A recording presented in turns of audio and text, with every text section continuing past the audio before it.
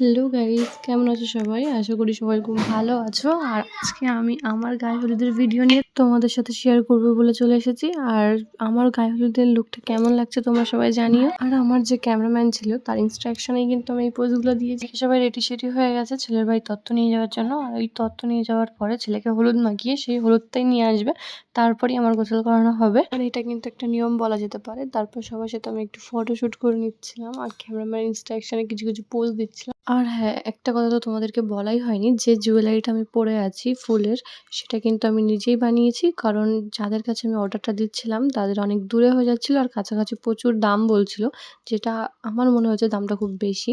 তো তার জন্য নিজেই বানিয়ে ফেলেছি। তো কেমন হয়েছে ওটা কিন্তু সবাই জানিও আমাকে কমেন্ট করে। তার কিছুক্ষণ পর তারাও কিন্তু হলুদ মাখিয়ে চলে এসেছে ছেলের বাড়ি থেকে। এরপর আমাকে হলুদ মাখানো হবে। আর এখানে আমার পাপা আর আম্মু আমাকে একটু মিষ্টি মুখ করাচ্ছে, এটা নাকি নিয়ম।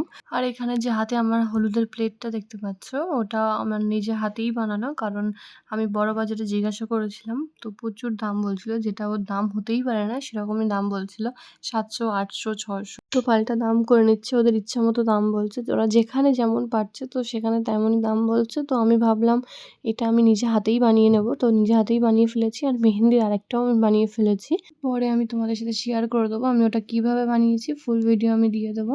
তো যেটাই হোক, গায়ে হলুদে কিন্তু আমার দুটো লুক ছিল, একটা লেহেঙ্গার লুক ছিল আর একটা শাড়ির লুক ছিল। তো তোমরা সবাই জানিও লেহেঙ্গা পরে বেশি ভালো লাগছে না শাড়ি পরে আমাকে বেশি ভালো লাগছে।